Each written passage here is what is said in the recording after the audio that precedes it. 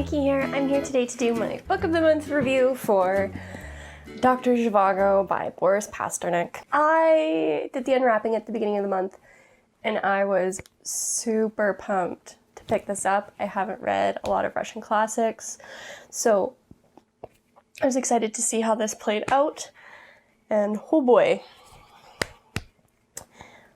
previous Nikki did not know what she was getting into.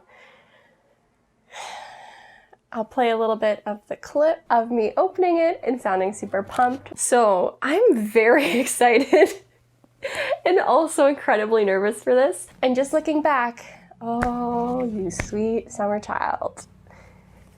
She didn't know what she was getting into. This is from Blind Date with a Book. They had canceled subscriptions, but I had bulk ordered a handful of books. And as such, I just picked stuff that sounded good. I've enjoyed the books they've sent me based on my subscription choice, but whenever I pick books out from the site, I seem to struggle a little bit, like with this one. So it's tagged as being like one of the greatest love stories ever told. It took like, I don't know, 250 of the 430 pages to get to the point where I'm like, I can see where this might be a love story. It was not a love story. It follows this doctor through the Russian Revolution, through the quote-unquote great loves of his life, and parts of it were really interesting, but like 90% of it was not my thing. So I'll go into my likes and dislikes. I only have a couple likes. I don't have the full 3 this time. And my first like is that I really enjoyed the setting descriptions.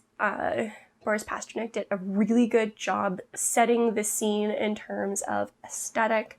The way he described the snow, the bleakness, the changes in temperature, the changes in season just was really beautiful. And the other positive here for me was that it gave me some extra info about the Russian Revolution and gave me a hint of what it was like to live as a Russian citizen during that time.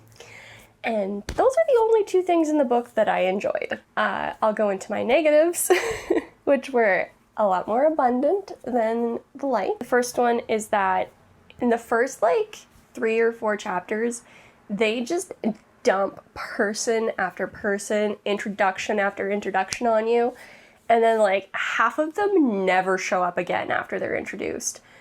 And it reminded me of another kind of Russian classic that I read, and it did the same thing. It just dumped all of these relationships on you and then never mentioned them again. And I don't know if it's just classic literature or if it's specifically Russian literature that does this. The introduction of so many characters at once who are completely irrelevant just made it so hard to get into the book. My second negative is Yura himself. He's the main character, and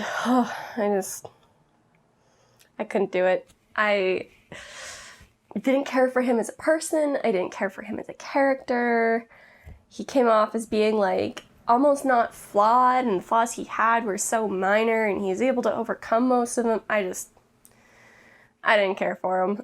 And in the long run, he made no decisions, and I think that was the most frustrating part about him. And then my third dislike is the pacing. It was long, it was boring, and it was so slow. Even when the action was there, I didn't feel like the action was written in such a way that the intensity and pacing picked up. It was very thorough, the descriptions of the scenery were, but it just didn't do justice to the action the way it did justice to the scenery. And that's all I'm going to talk about with my likes and dislikes. I really don't want to rant too early in this video. So I'll move on to my characters. As I mentioned with one of my negatives, Yura was just... I had some major issues with him. He didn't make decisions. He was just not a great character in my opinion. Some people probably like him. Some people probably feel the same as me. I couldn't do it. I barely finished this book because of him. And the other thing about the characters is that until you get over a third of the way of the book, there's just too many people. And it's not even like you're looking at it from their perspective or anything. You're just meeting too many people that never come back. And because of that, there's a few, and because I'm not as familiar with Russian names, the way the names stacked up, some of them were similar enough I didn't know who they were talking about until one of them just stopped coming. And the characters in this book just overall weren't my favorite, especially the main character, because it always felt like this constant cycle of manipulating people to get what you want or just lying. That's not a plot device I typically enjoy. I wouldn't have been able to say that before this book, but I can definitely say the way it was done here I did not like. And now I'm just going to pop into the wrap-up. This will be the end of kind of the spoiler-free section of this video. When I'm done here, I'll give you another heads up, and then I'll launch into my spoiler stuff. I gave this a 2 out of 5 stars. I really enjoyed the Russian Revolution history parts, and I really enjoyed the descriptions of the scenery, but everything else, to me, was pretty terrible. And as such, I can't do it. I mean, if you like Russian literature, you've probably read this, and if you haven't, but you still enjoy Russian literature, it might be worth a read, but I personally don't recommend it unless you have a really, really big desire to read Russian literature. Alrighty, so this is the spoiler section coming up here. I just finished my wrap up. Everything before that was the spoiler-free portion, and I will dive right into the book club questions here. The first question is, what was your initial reaction? And I have to say, my initial reaction to this book was just like dread. After I got through the first 2 chapters, I had so little motivation to continue. Question 2, what is your favorite chapter or scene?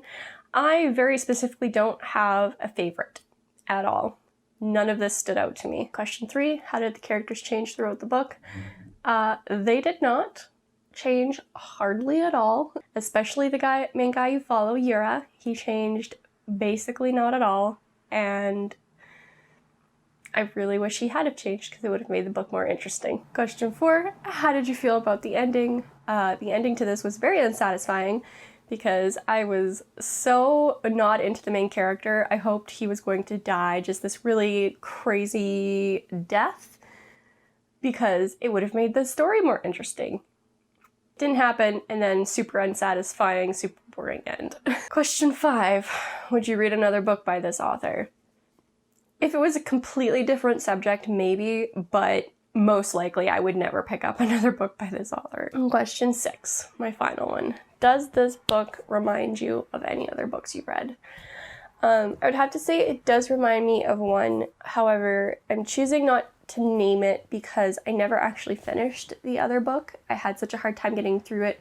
I put it down, the library needed it back, and I just never went and got it again. And with the situation how it is right now, I probably won't get it anytime soon, especially after reading this. And now I'm gonna move into my spoiler notes, i.e. the rant section. So first of all, Yura was terrible. Oh yeah, it's the greatest love story ever told about this guy who supposedly worships and loves his wife, but loves this other girl more, makes her his mistress, and then down the road doesn't have to make any hard decisions about either of them, and then marries a fucking child to have more children and has more children with her. I was not impressed, to say the least, with his character.